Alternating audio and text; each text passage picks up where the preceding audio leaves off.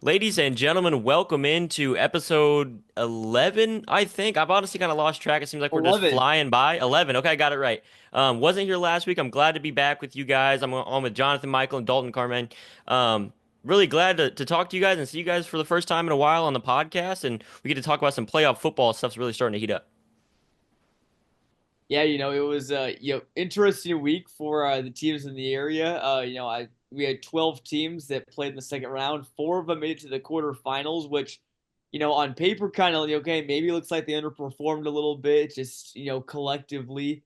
Maybe would have seen more teams, but you look at, the playoffs though, 19 of our area teams made the playoffs. If you flip a coin on all of them, that's about 9 or 10 that make it through the second round, then about, 4 or 5 to make it around to the quarterfinals. So I mean, even though it's only four teams, it's about on track.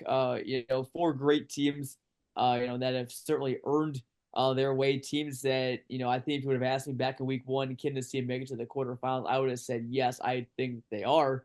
Are all still standing, and even the teams that lost last week, I think that many of them had outstanding seasons, maybe unjustly cut a little bit too short. Teams like Normal West or Bloomington or Elmwood Brimfield, teams that definitely deserve to go further, but just ran into the wrong team on the wrong week.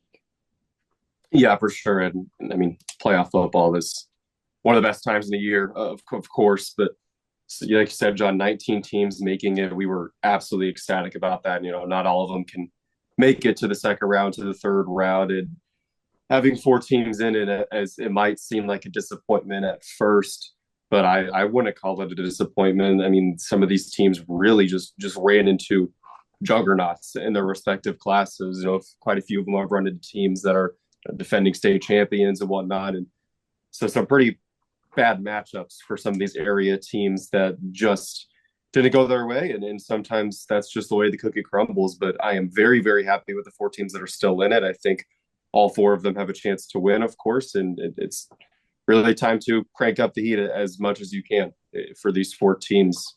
Quarterfinals, a trip to semis is on the line, and then state hopefully on the horizon. I agree with both of you guys. I think, we kind of got, I wouldn't say spoiled this year, but because we get good football every year, but you got to be thankful because we got to see a lot of good football. It seemed like the first, like, I don't think 7 weeks, we just had crazy WMD games we got to witness.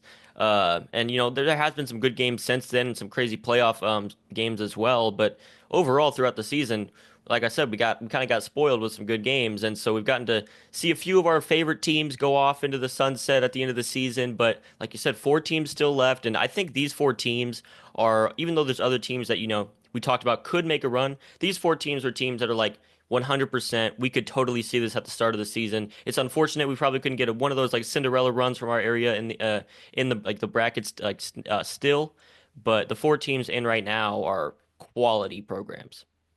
Yeah, definitely. I think kind of as I'm not sure if this is an official saying or not, but like sometimes in the first round, you can sometimes some football teams that aren't necessarily great, sort of say, can still sneak into the playoffs. There are no bad teams left in week two. By the time you get to the quarterfinals, there are no teams that are not state title contenders, if that makes sense. Everyone that's in it now has won two playoff games. They've obviously proven that they've beaten at least one very good football team.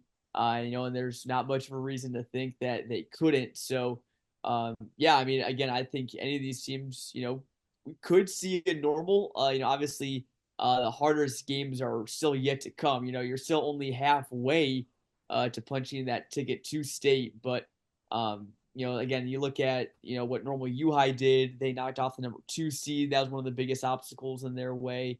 You look at Peoria High. They knocked off Hillcrest in the first round, who was a good team. They obviously had their biggest test against Joliet Catholic. Normal Community got a huge test in Prospect and won a wild game, 52-49. That was probably the best game of the area in the playoffs last week. So, yeah.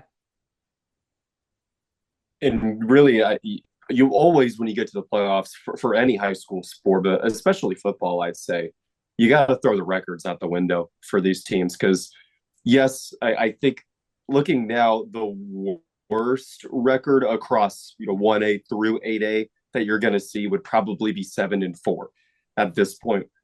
That simply does not matter because you are playing teams more often than not that are not from your neck of the woods. A team from our area will be playing a team from Chicago, and a team from St. Louis will be playing a team from Chicago, this, that, and the other.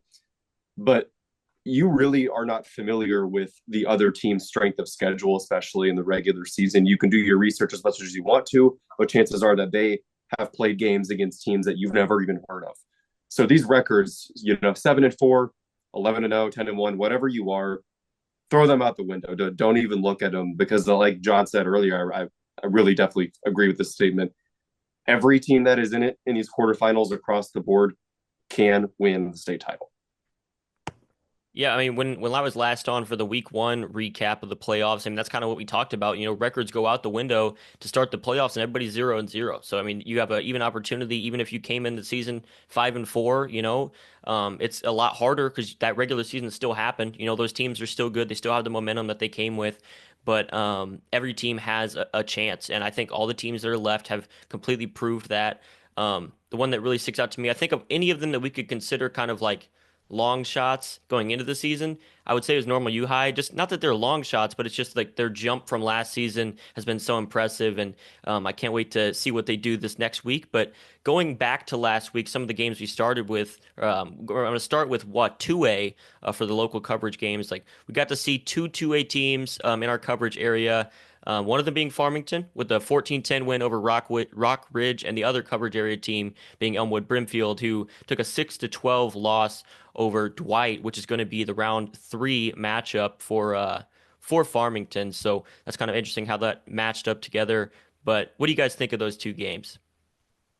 Yeah, that Farmington game, it didn't, again, I wasn't there, but I was, looking at the live tweets and just the recaps of the games, obviously, for our daily roundup, I was writing it, and it didn't look like Farmington played the cleanest of games, but they got better as the game went on. They had a bit of a rough start, and then Lane Wheelwright, found one of his receivers for touchdown, and from there on, they were kind of in the driver's seat most of the rest of the way. I think they went down 10-7, and then got a late touchdown. Maybe not a late touchdown, but a second half touchdown to win that one 14-10. Another very strong defensive performance from the Farmers again. I mean, their defense has been what's taken them this far, and their offense has been equally impressive as well. But I mean, you look at their last 5 games defensively, they've given up 6, 6, 0, 0, and 10.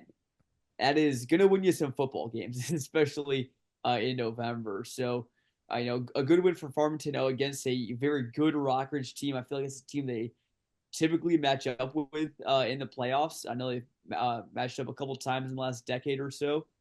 So Farmington knows that program well, and vice versa.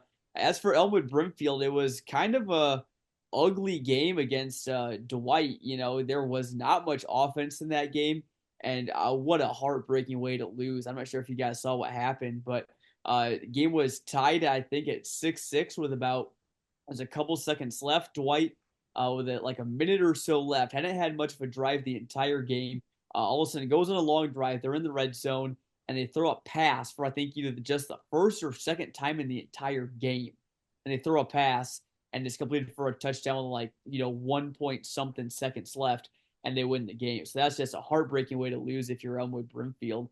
That was, I think, one of the games that surprised me the most, alongside one of our other 2A schools, Tri-Valley, who technically is in our coverage area. I was surprised that they lost to Chicago Christian, but hey, hats off to the visitors. Tri-Valley is a tough team to beat, and if you can beat Tri-Valley, you're, again, like you said, definitely a state contender. So a lot of good action in 2A, but when all is said and done, Farmington's the lone one left. Yeah, and Farmington is, I know I'm jumping ahead a little bit, but Farmington is the team that I'm most confident in to bring home a state title for our coverage area, simply because they're undefeated. And I know I just said throw the record out the window, but all season long, Farmington has not given anybody a reason to choose against them. They're undefeated with a ton of blowout wins and a few games over some really good teams that they came out on top in. But I mean, yeah, they have survived 2 scares in this playoff. Round 1, they faced DMAC, another area team. That game was scoreless, had halftime. and Farmington ended up winning 21-0, which isn't a comfortable win by any stretch of the imagination, but it is a win in the playoffs, and you take those anytime you can get. And then, yeah, 14-10 over Taylor Ridge, Rock Ridge. Farmington's offense is going to have to establish themselves a lot earlier and a lot more consistently if they want to run away with the game against Dwight, like I know they can. And I do believe that's going to happen. I think it's a really, really well coached team. A lot of those guys play both ways, and they know in the quarterfinals, if you get off to a slow start, you really more oftentimes than not can't afford that. And Dwight, I know their offense has had their struggles as well, but they're red hot right now, and they just beat a really good Elmwood Brimfield team in a game with two teams with very, very similar styles. So I believe if Farmington can come out and scoring first would be absolutely massive for the Farmers, because as you said, John, their defense, they were my pick for the best defense in the whole entire area. Their defense is going to keep them in the game. And another note that I have about that game via one of my friends here at Bradley, who's from Farmington, their best wide receiver, Jack Groenwold, is questionable for that game on Saturday. He's nursing some type of injury. So if he's not in, you'll see Farmington probably run the ball a little bit more. But they can hurt you in every single way on offense. And yeah, like John said, tough game for Elmwood Brimfield. Not a bad team by any stretch of the imagination. Just really couldn't get that offense up and going. It sounded like their defense did their part. They were just burned late by one of Dwight's very, very few passes. Just how it goes sometimes. And I would have killed for an Elmwood Brimfield versus Farmington quarterfinal matchup. Are you kidding me? It does not get better than that. That would feed families. I did a small town throwdown at Elmwood Brimfield with I think it was week 4, somewhere around there, and that was absolutely electric. Would have loved to see that atmosphere in the playoffs, but alas. We actually did broadcast the game between Elmwood and Brimfield in week 5, I believe. I think Cody Roskins was on the call for that game. But That's right. yeah, Yep, me and Cody. Farmington, and even though that game was a 40-0 win, which I think was a pretty surprising result. A rematch. It's always tougher facing a team a second time, and you usually don't face a team a second time around in the football season, at least. So that would have been interesting to see how close that game would have been. And I want to make a quick point as well. Some of the people that are watching this podcast may have noticed. If you're watching on YouTube, you can see my hair is a little bit kind of long right now. I'm definitely due for a haircut. And I think what I should tell people nowadays is that I'm not going to cut my hair until Farmington loses a game. Last time I had a haircut was just before week 1 of the season. I'm about due for one now, but hey, I think if Farmington keeps winning, maybe I'll keep the hair growing. But yeah, I think your haircut will, the way Farmington's playing, I think your haircut will be post Thanksgiving. I'll put it that way. Man. I think if they win a state championship, you're not going to be able to cut it until the next time they lose. So a whole football season later, second that. you're going to have to wait. That. You can't say it on the podcast and not expect that. But going off of that Farmington game, one thing I want to say, we'll go on to 3A here in a second because we haven't talked about this 2A for a little bit now. But last thing I want to say about that Farmington game, if I'm a big believer of if like you take the most from your losses, okay? And I think a team that's undefeated obviously don't have that experience. So when you're a team that's that good like Farmington, you have to consider losses other things. Like the week 1 of the playoffs against DMAC, take that as a loss so you can learn from that, and they clearly did. And I think they are definitely going to learn from last week, because if you can win ugly, you can win big in any other situation. Those are the ones that you really battle adversity for, especially with the great teams. That's what separate them. So credit to Farmington, they're moving on, and they're going against Dwight, which I think is a pretty favorable matchup. We'll get more into that one later when we talk about the the quarterfinal matchups, but. On 3A, we only had one coverage area team, and that was Eureka. Big loss for them, 0-36 to Wilmington. Unfortunate for the Hornets. They've been a fun team to follow. Maybe not quite as good as I know. For my personal opinion, I thought Eureka was going to be the Farmington of 3A going into the season, and they were certainly very good all year long. But they did kind of slip a little bit, obviously here in the playoffs as well. But what do you guys think of that 3A matchup? Yeah, that was a tough one. That Wilmington is one of those teams that you just never want to face. Them, Byron, Lombard, Martini, who by the way beat Byron in a crazy game in 3A last week, 14-13. That's just one of the teams you just don't want to match up with. I know Eureka matched up with Montini, last year in the playoffs. And you got to feel bad for the Hornets. They're almost like Normal West. Normal West has matched up with East St. Louis the last 3 seasons. And that's just unfortunate because, both of those teams are very solid teams that are probably going to go usually at least, 7-2 probably, around that, maybe a little bit better each year. And, yet, they still have a quarterfinal berth over the last few years to show for it. But again, still hats off to Eureka, great season, pretty dominant one at that. Again, their defense was also very good. Austin Gerber, I wish I had the chance to watch him in person because look like he had just a phenomenal year, at quarterback, a lot of other guys as well. Congrats to Tori Kupferschmidt from Eureka. He's one of the couple of the IHSFCA. I got to make sure I get that all right. Appears the Illinois High School Football Coaches Association All-State Players. That was just announced earlier today, alongside Jake Williams from Princeville, Bo Windish from Elmwood Brimfield, Lane Wheelwright from Farmington, Colt Klein from Tri-Valley, Ryan Kelsey from El Paso Gridley, Alec Wheeland and Cole Mateka from Normal U-High, Jack Hanley from P&D, Hunter Reed from Washington, and Kalen Taylor from Normal Community, who had a huge game against Prospect with 5 touchdowns last week. But yeah, again, just a tough draw for Eureka. Really not much else to say about that one, I guess.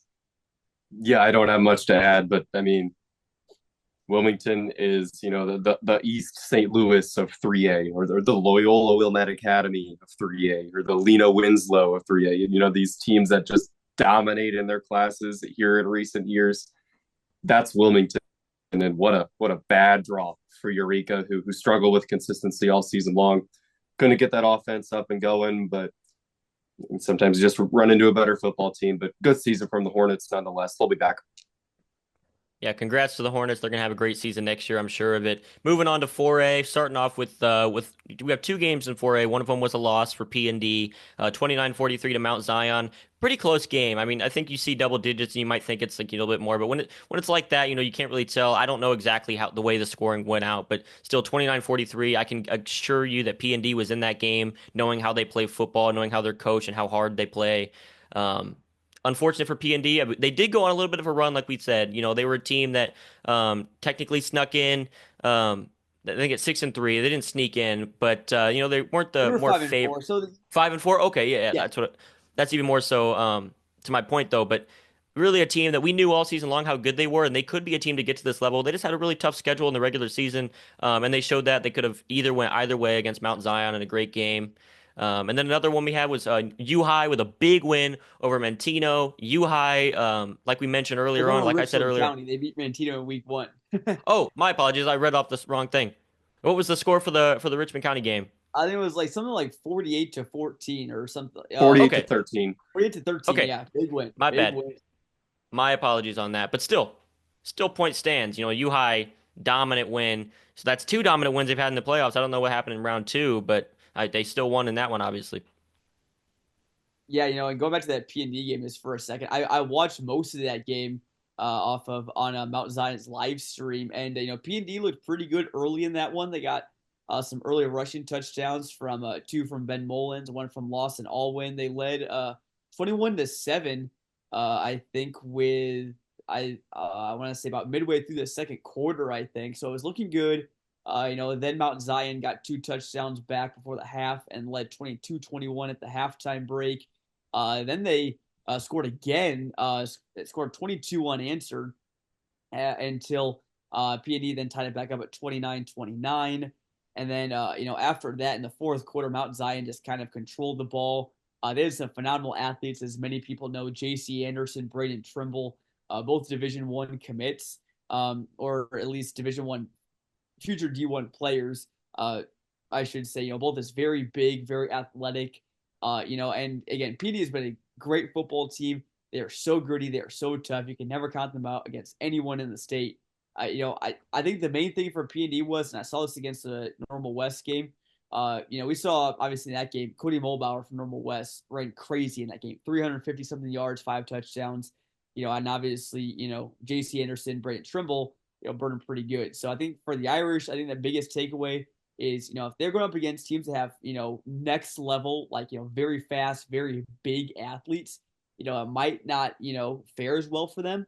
But at the same time, we've seen them play, close games against teams like Peoria High and others as well. So again, I expected P&D honestly to win that game. But still, very fun season for P&D.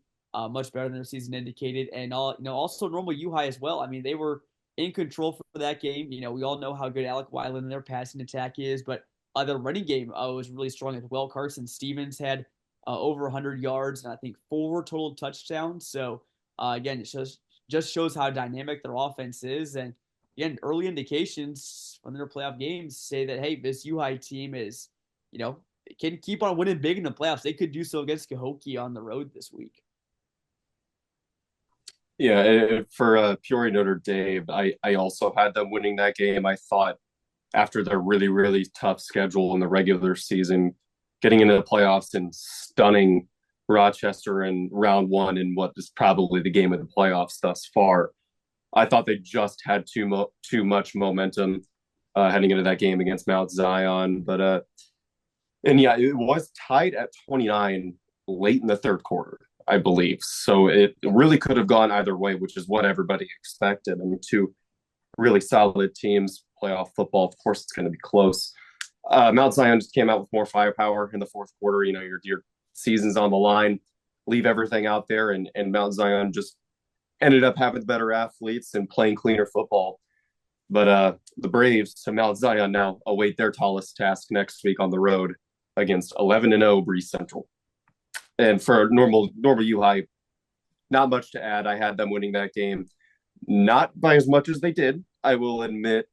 Them running the ball like that is a really, really good sign for the Pioneers because they're going to need every single aspect of their offense to start booming if they want to take a trip to Normal for the state championship. And that would be the best case scenario for them too, because imagine if they do make it to the state championships right in your hometown. That's That's ideal at for their all home the field. Is that their home field, exactly. Hancock Stadium? Exactly. So, I mean, that's, Normal U-High, they are obviously striving for that and getting, I just want to say another thing. I'm so glad that, we talk about the predictions we have for these games. We're all kind of picking the local teams. I'm glad we got rid of that Michael Savoy guy who's hating on every local team every week and saying, oh, I think they're going to lose. He's so negative, negative Nancy every week. So, Michael, I hope if you come back next week, you can apologize to the fans and to us and to the teams that you hated on all season long. But moving on to 5A.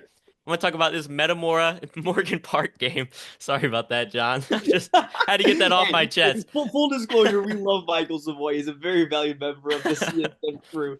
We were just joking around. He was a little too harsh on the Peoria area teams, I think, last week. But hey, Michael it's all in good fun. It's all in good. Michael said he said hot take. Every single one of our area teams are going to lose this week. Michael, if that happens, I'll give you $20. Yeah, but moving on, we got to get through these games real quick, guys. As much as we want to bash Michael on this podcast, Metamora, they did lose last week, 55-28 to Morgan Park. We were at that game for the WMBD Game of the Week. Heartbreaker for Metamora. They made it pretty far.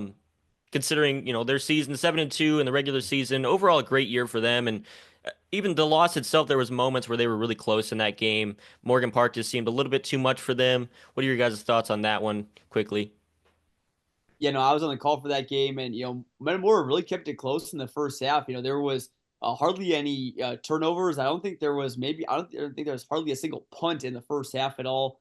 Jadon Cranford had a big game for Metamora. It took 2 long touchdowns to the house that just for quick strikes got Metamora right back in the game and tied it up with them. And I think it was a 1-score lead for Morgan Park at halftime.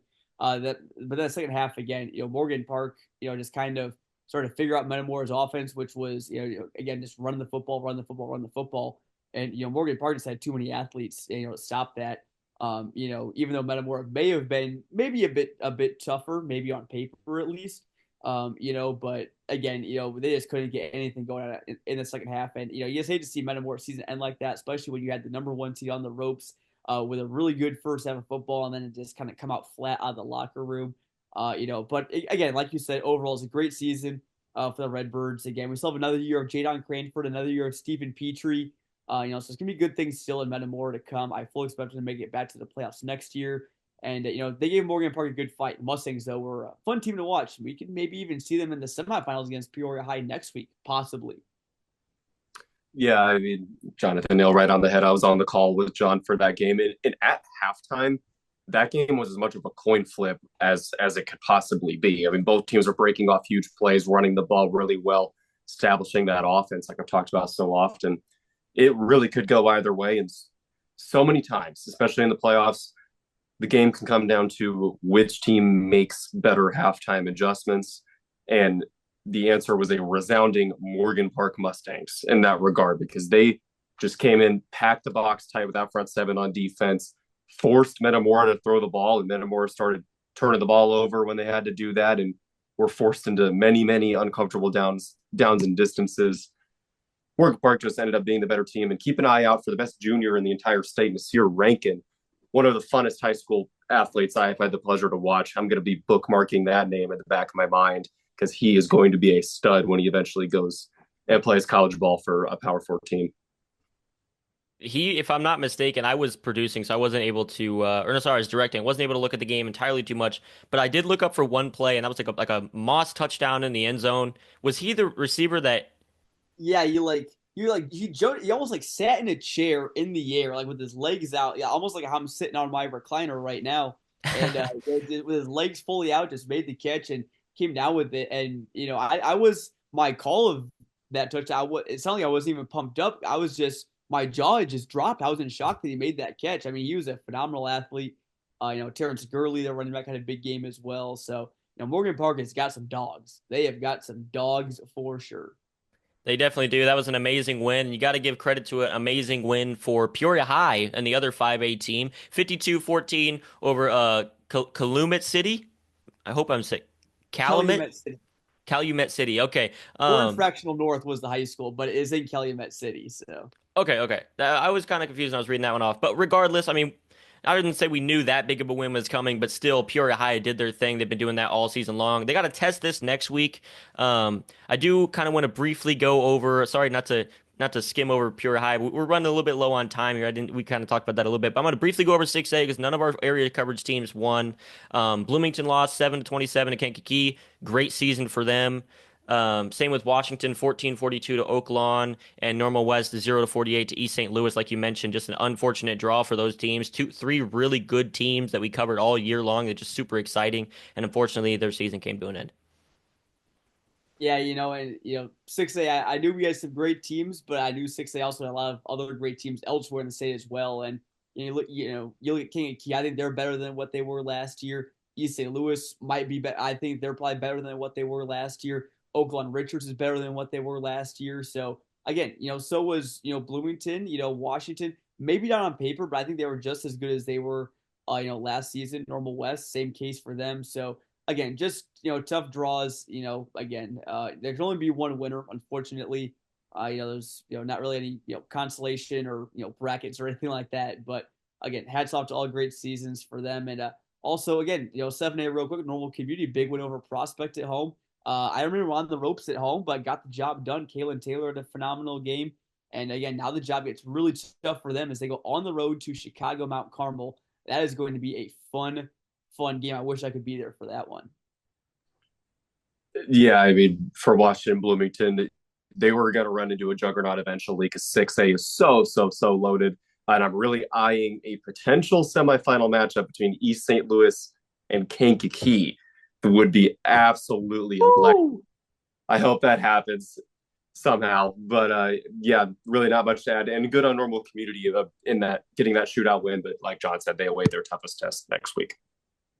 Can't wait to see what they can do. A win like that, I mean, that's something that takes a lot of perseverance, to win a game like that. It's not just games where you're leading and you have all the momentum. It's easy to keep scoring, because you're just doing it all game long. But when you got to go and every time you sit down, you see a team driving down the field and scoring as well. It's super. It takes the best teams to really overcome that. And Normal Community is one of the best teams in the state for a reason. Moving on, if you want to talk about next week real quick, we can just talk straight up with Normal Community. They're going against Mount Carmel next week. I know I would usually go in order of brackets, but since we're already talking about Normal Community, Mount Carmel is a team that for years has been atop of the IHSA um, like IHSA football mountaintop, and it's going to be a tough task for them. Normal does have a better record, but Mount Carmel, the three teams they've played are phenomenal teams, so it's going to be interesting to see how that game turns out. Yeah, definitely. And Mount Carmel's obviously got some amazing athletes, some next level talent like they always do. Again, an 8-3 record. Again, you play in the Chicago Catholic League. Your record may not always look the prettiest. You might always have might have two, three, sometimes even four losses. That does not indicate that they're a bad team at all. Because you look at who Mount Carmel has played. You look at those losses that they did have. As I try and pull it up here real quick, but yeah, again, only they lost to a school from New Jersey, the Hun School by 4 points. I know that school was very good. They lost to Brother Rice by 3. They lost to Loyola Academy by 24. So, maybe a little bit, ding in the armor there that lost to Loyola, but some great wins over Joliet Catholic, over Fenwick, over Nazareth, who's probably the 5A title favorite. It's gonna be a huge game for a community, and again, I think their defense is gonna have to come up big. We know what their offense can do, but I don't want to say if Nolan Community can give up 49 points and still win again. I wouldn't want to take that chance if you're the Ironman.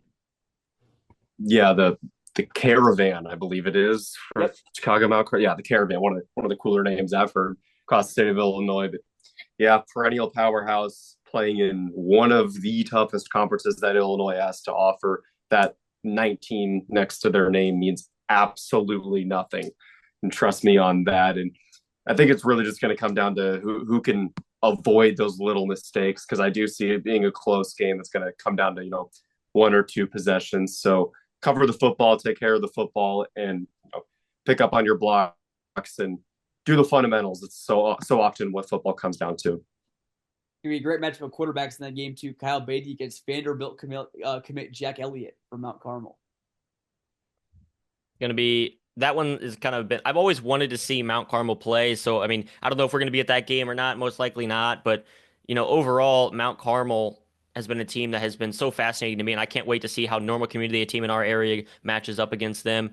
Peoria High as well as a team sitting at 9-2 right now, going against Joliet Catholic, and Joliet Catholic is a team that their three losses are against very, very good teams. I mean, every team at this point in the season, if they lost to teams, that's who they play. They played some of the top elite guys, and that's no question for Joliet Catholic.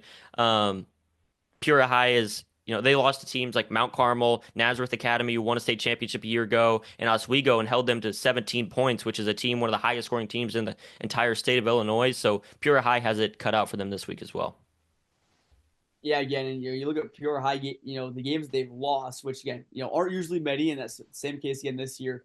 Games they lost, their offense has been held to 18 points. They have not really had any in between games. It's always been okay, you either score 18 or you score more than 40. So if Pure High, I think scores more than 40. I think they're in good shape.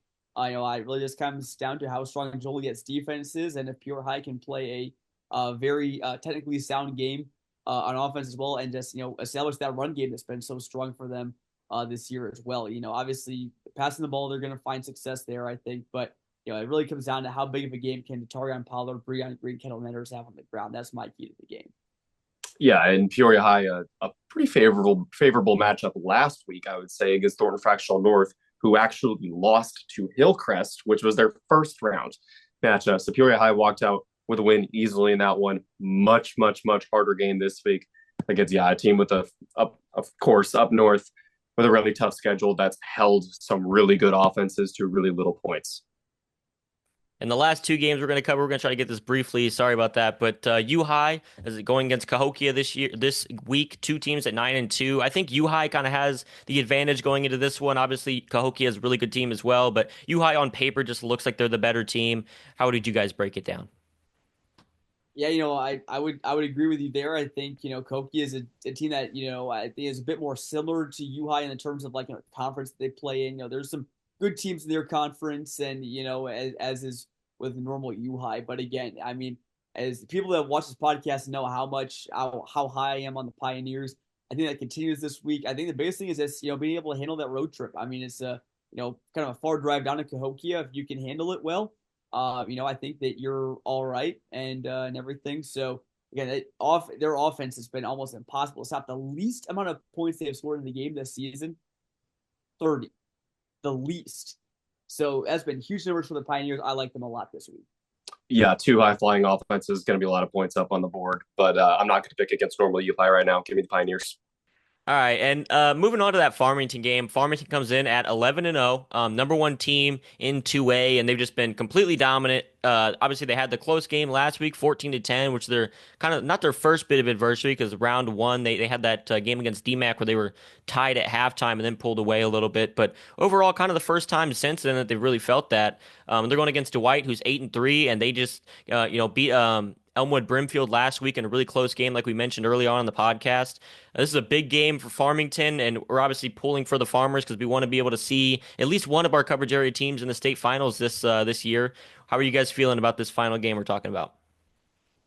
Yeah, based off of what I, saw and read about Dwight last week, it's going to be a game probably kind of similar to that Elmwood Brimfield game for them, where they just, are going up against, probably going to be facing 50 to 60 run plays on defense most likely. So, we'll see how the, Farmers defense, holds them there, and, also how well their offense stacks up against, Dwight, who, held a very potent Elmwood Brimfield offense to just 6 points last week. So, again, I think if Farmington can, just get a couple of scores, maybe even just, 3 or 4, maybe even just two, would be enough to potentially win that game.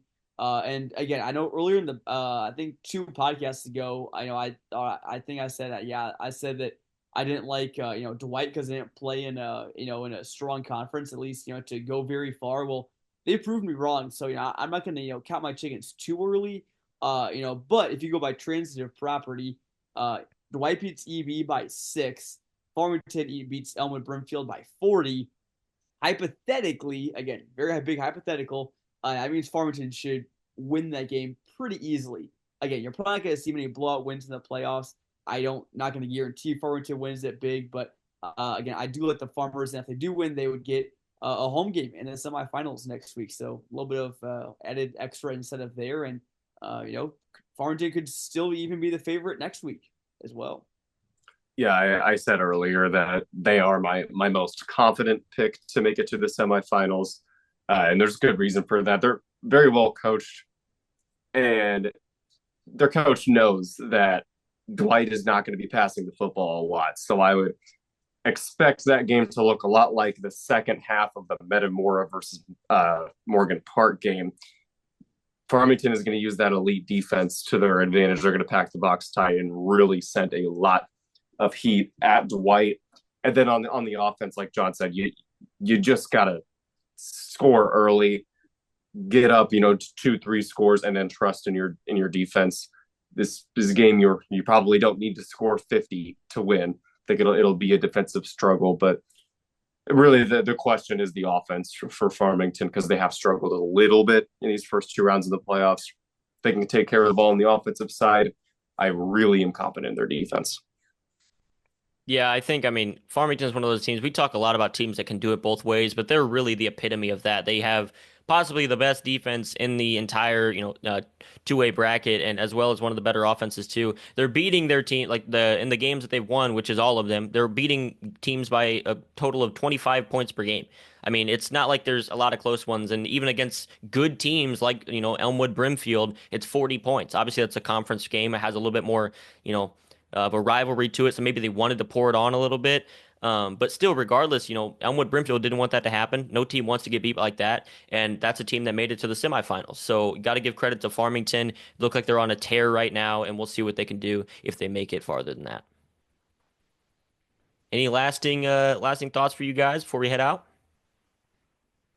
Yeah, I think we talked about a lot of it as well. It's again, this is a football podcast, but I know I want to, mention some other things as well. Congratulations to we got 3 area volleyball teams playing in state this weekend: Blues and Central Catholic, El Paso Gridley, and Limestone. So congratulations to all of them. It's it said earlier to some of our guys that it's a blessing and a curse. You obviously want to see them all do good, but that means we got a lot of state games to cover this weekend, while we also got playoff football as well, and again basketball right around the corner as well. So I think by the time this podcast drops, our basketball previews will have officially started releasing on CSM Overtime. So Again, we'll have all sorts of basketball coverage and football coverage too. From this week, we'll have our pick'ems, and I think John Camosa should be out at the Peoria High game covering that. We'll be broadcasting, obviously, that Peoria High Joliet Catholic game or WMBD game of the week on CI Proud. So hopefully you can join us for that if you aren't able to, make it to the stadium. But it should be if I had to guess, probably a pretty cold Saturday afternoon. But that's what you get in mid to late November. And hey, it's football weather, and one of my best memories of broadcasting is doing a Peoria High Morris game a couple of years ago, where I think the wind chill is about like 20 or 25 or so. So no matter what the weather is, I think it's going to be a great weekend. And again, my guarantee is that we'll have at least one team make it through the semifinals next week. I don't think this will be our last episode. Fingers crossed, knock on wood. But I think I will be seeing you guys next week. Yeah, absolutely. I'm really, really pulling for all four area teams. I hope they all do well.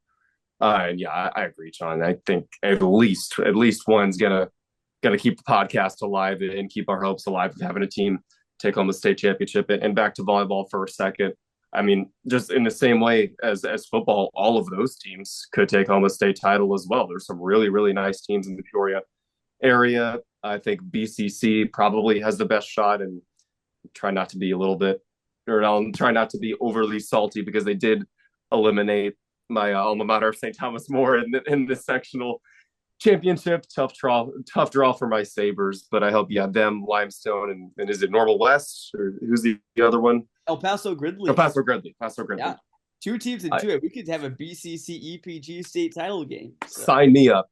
Yeah, great time of the year, and yeah, I expect to see you guys next week, and I hope so, because I can talk about Central Illinois sports all day long.